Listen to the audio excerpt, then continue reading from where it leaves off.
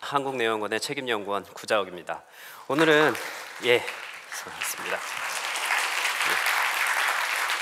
오늘 저는 뇌과학 측면에서 감정을 어떻게 바라볼 것인가에 대한 이야기를 풀어나가고자 합니다. 감정. 동양에서는 희노애락, 애호욕, 서양에서는 anger, disgust, fear, happy, 그다음에 sad, surprise. 매일매일 우리는 굉장히 다양한 감정을 가지고 이렇게 살아가고 있죠. 요즘엔 어떻습니까? 계절 따라 좀 다르지 않습니까? 왠지 모르게 이렇게 계절 타는 것 같습니다. 그렇다면 과연 감정은 무엇일까요? 이렇게 선뜻 질문을 던지면 실제로 감정이라는 것이 무엇일까 이렇게 대답하기가 그렇게 좀 어려운 것 같습니다. 우리는 사실 일반적으로 그 표정을 통해서 그 감정이라는 것을 알아채죠. 근데 여러분들 지금 웃으셨다시피 이런 경우가 있습니다. 감정이 변하질 않아요. 표정이 변하질 않으니까 그 감정을 알 수가 없습니다. 경기 내내 이러시고 심지어는 바나나 드실 때도 이때조차도 그 감정이라는 것을 알 수가 없죠. 그리고 이 감정이라는 것을 우리는 실질적으로 기분이라는 것과 헛갈려서 많이 사용을 합니다. 사실 이 정서 이런 것들을 공부를 하는 저조차도 기분과 감정을 어떻게 구분할 것인가 이것이 항상 이렇게 좀 과제로 되어 있어요. 그래서 너무 궁금한 나머지 국어 사전에는 도대체 어떻게 써 있을까 이렇게 한번 찾아봤어요. 그랬더니 국어 사전에는 이렇게 나왔습니다. 대상 환경에 따라서 마음에서 절로 생겨서 한동안 지속되는 어떤 주관적인 느낌, 이런 것들을 그 기분이라고 그렇게 얘기를 하더라고요. 그렇다면 감정은 이 기분과 어떻게 다를 것인가? 저처럼 공부하는 사람들 같은 경우에는 이 감정이라는 것을 정서와 동의어로 사용을 합니다. 그래서 이제 사전을 찾아봤죠. 역시 정서라는 것은 역시 그 기분이라는 것과 좀 비슷합니다. 그 주변 환경에 의해서 생겨나서 한동안이 아니고 아주 짧은 시간 동안 나오는 그런 강한 생리적인 그리고 심리적인 반응 이렇게 얘기를 합니다. 어떻게 좀 기분이랑 좀 다른 것 같지 않습니까? 그 다른 점이 뭐냐면 짧다, 강하다. 그래서 이것이 궁극적으로 표정으로 나오는 것이 감정이 되겠습니다. 근데 일상생활에서 우리는 이 감정이라는 것을 꽤나 홀대하는 것 같습니다. 제가 이제 유학생 시절에 이제 미국에서 시절을 보냈었는데 그때 이런 일이 한 번 있었어요. 이제 생물학 실험을 하다 보면 그 기계 같은 것들을 굉장히 많이 사용을 하거든요. 그러다 보니까 이제 기계를 사용하는 순서 같은 것들을 학생이랑 다른 연구원 선생님들이랑 이렇게 정하게 돼 있어요.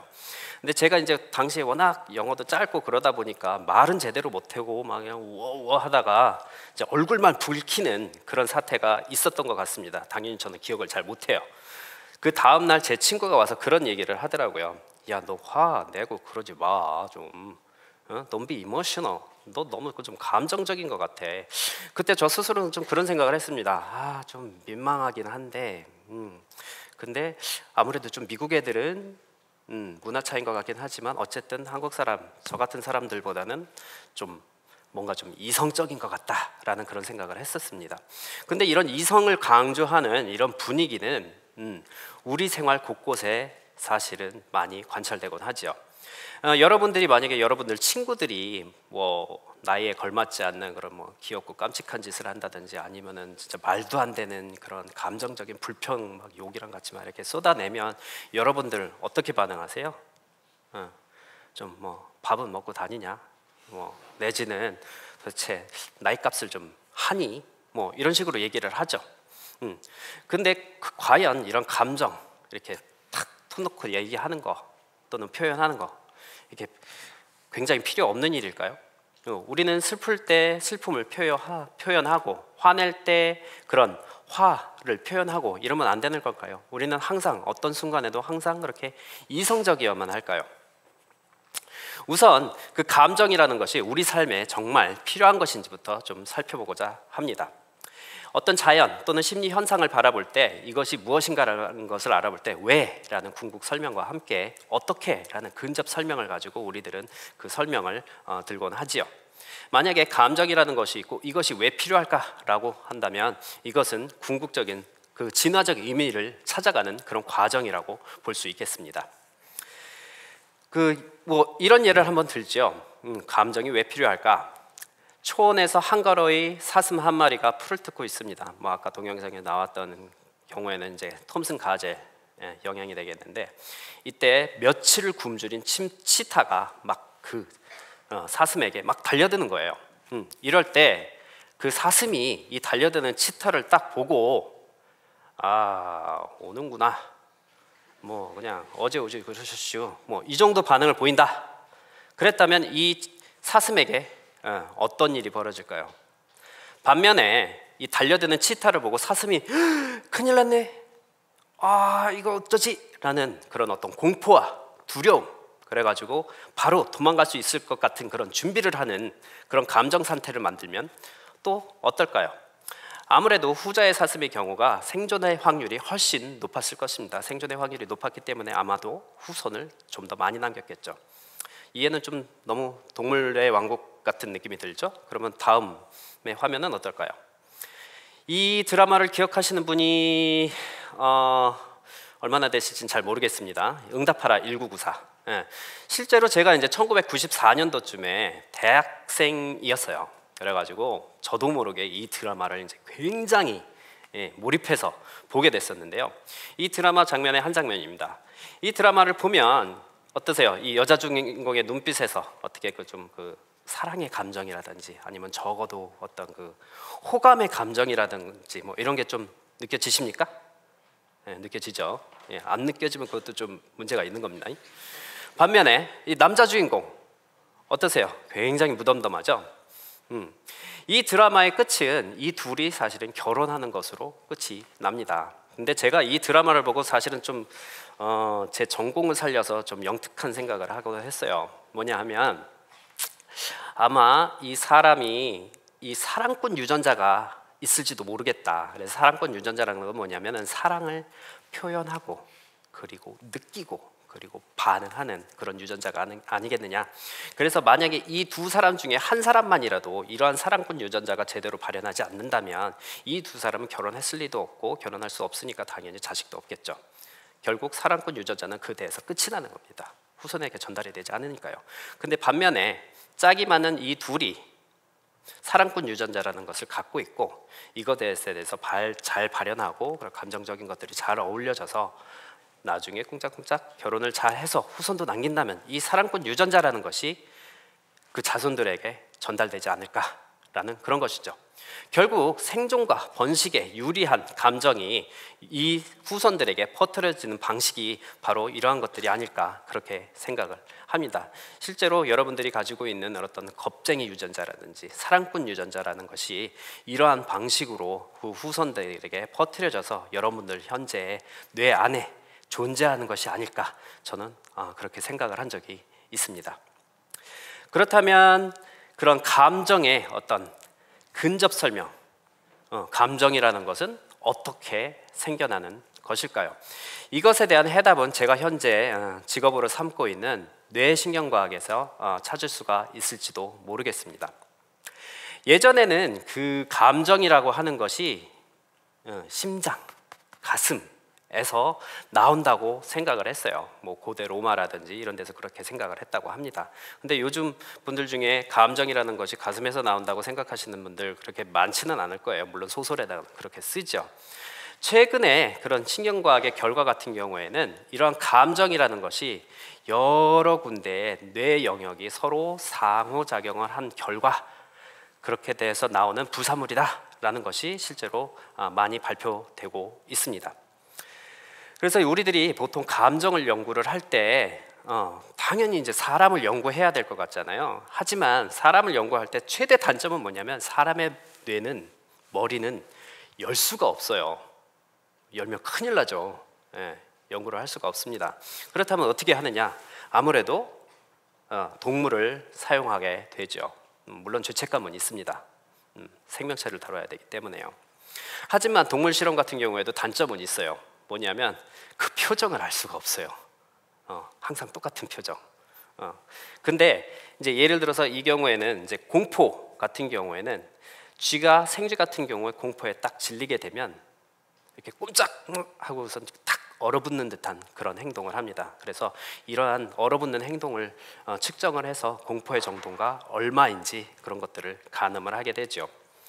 실질적으로 공포에 관한 실험 같은 경우는 공포 조건화라는 방법을 통해서 많이 실험을 하게 됩니다.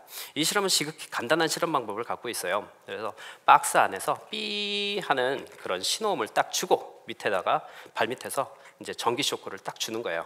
그래갖고 이런 걸 전문 용어로 이제 페어링이라고 얘기를 하는데 이런 것들을 한 몇 번 반복을 합니다. 그러고 난 다음에 하루가 지난 다음에 이제 테스트를 하게 되죠. 테스트를 할 때는 전기 쇼크를 주지 않아요. 삐 하는 신호만 주죠. 재밌게도 전기 쇼크가 없는 이러한 상황에서도 생쥐 같은 경우에는 확 얼어붙는 듯한 그런 행동을 보입니다. 공포감을 느낀다는 것이죠. 이런 것들을 공포기억이라고 합니다.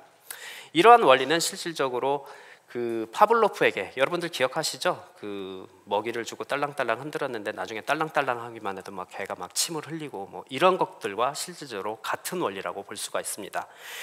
이런 공포기억 같은 경우는 실제로 이라크 파병을 갔다 오신 다음에 그 전쟁의 고통을 평생 이렇게 고생하시는 분들 계시잖아요. 이런 분들이 겪고 있는 병을 PTSD, 포스트 트라우마틱 스트레스 디스오더라고 이렇게 얘기를 하는데, 이 PTSD를 이러한 원리로 설명하곤 합니다.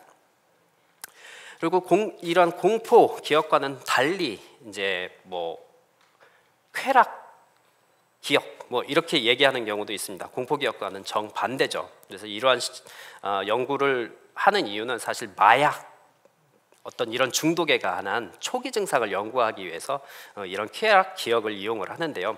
이 연구를 위해서는 기본적으로 장소 선호 조건화라는 방법을 사용을 합니다. 이 실험을 위해서는 보시다시피 세 개의 체인버를 가진 박스를 이용을 합니다. 그래서 여러분들 보실 때 이제 왼쪽이 되겠죠. 여기에 쥐를 딱 넣었을 때는 맹물을 주사를 하고, 그리고 검은색 줄무늬가 있는 이 방에 생쥐가 들어갔을 때에는 마약이라 하니까 좀 무서운데 코카인 또는 술을 줍니다. 그래서 이러한 과정을 약 이틀에서 3일 정도 반복을 하게 되죠. 그리고 테스트 날이 됐을 때는 중간에 있던 칸마개를 빼고 이 생쥐가 자유롭게 왔다 갔다 할 수 있게 만듭니다. 그러면 이 생쥐 같은 경우에는 자기가 마약을 주사받았던 또는 술을 주사받았던 그 방을 정확하게 기억하고 그 마약을 받았던 그 방, 그러니까 검은색 줄무늬 방을 정확하게 더 오랫동안 머무르게 되지요. 사실 이렇게 마약이나 술 같은 경우에는 어떤 쾌락, 기분 좋음, 행복한 감정 같은 것들을 유도를 합니다. 이러한 데서 굉장히 중요한 역할을 하는 것이 이제 도파민이라고 그렇게 알려져 있는데요. 이 도파민은 여러분들이 행복해할 때 분비가 되기 때문에 쾌락 호르몬이라는 별명을 가지고 있습니다. 그래서 여러분들이 밥을 먹을 때, 어머니, 아버지, 교수님한테 칭찬을 받을 때, 연인의 손을 잡았을 때, 이럴 때 이 호르몬이 분비가 되지요. 이 호르몬은 기본적으로 복측피계부라고 하는 곳에서 만들어져서 중격의지핵이라고 하는 곳에 이렇게 분비가 됩니다. 그래서 이것들을 통틀어 갖고 보상회로다라고 이렇게 얘기를 하죠. 이 도파민은 실질적으로 이런 감정에 관한 역할만을 수행하는 것은 아닙니다. 여러분들이 이성적인 판단을 할 때, 어떤 이성적인 의사결정을 할 때 이 도파민이 없이는 그 역할이 제대로 수행되지 않는다는 연구 결과가 어마어마하게 많습니다. 이 얘기를 조금 다른 식으로 설명을 하면, 여러분들이 기분 좋을 때 제대로 된 의사결정을 할 수 있다라는 것입니다. 실제로 감정이라는 것이 인간의 지혜를 이렇게 침해하거나 무조건 방해하는 것이 아니라, 이처럼 경우에 따라서는 이런 감정이라는 것이 여러분들의 어떤 이성을 돕고 보조하는 역할을 한다고 볼 수가 있는 것이지요. 지금까지 그 감정의 어떤 정상적이고 긍정적인 기능을 이렇게 쭉 살펴봤는데요. 만약 이 감정이 망가진다면 어떤 일이 벌어질까요? 아마 우울증이라고 하는 것이 그 대표적인 예의 하나가 될 것 같습니다. 우울증은 이제 수많은 사람들이 걸리기 때문에 마음의 감기다라는 별명을 실제로 갖고 있습니다. 그래서 전 세계 인구의 한 6분의 1이 그러니까 평생 죽기 전에 우울증에 걸린다고 얘기를 하죠. 그래서 오늘 아마 이렇게 관객들 오신 분들이 아마 제가 얼핏 듣기에는 약 한 380분 정도 되는 것으로 알고 있는데, 이분들 중에서 한 60분은 돌아가시기 전에, 그러니까 죽기 전에 우울증에 걸리는 겁니다. 예, 확률이 그렇게 돼 있어요. 실질적으로 더 무서운 사실은 뭐냐면은 우리 대한민국이 OECD 국가 중에서 자살률 1위, 그것도 12년 연속으로 자살률 1위라는 사실입니다. 10대의 경우, 20대의 같은 경우에는 실제로 우울증과 같은 신경정신 질환이 대표 질환으로 그렇게 뽑혀 있습니다.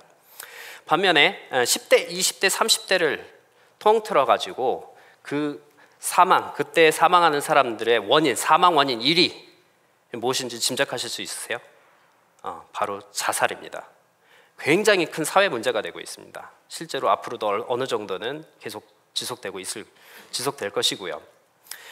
자살률을 우리 평소에 생각하기에 이제 문제라고 생각하지만, 저는 그런 생각을 합니다. 아마 자살률 말고도 아마 우리들의 일반적인 인식이 더 문제가 아니겠느냐. 여러분들 그 연예인들 자살 기사를 딱 보시고 어떤 반응을 보이세요?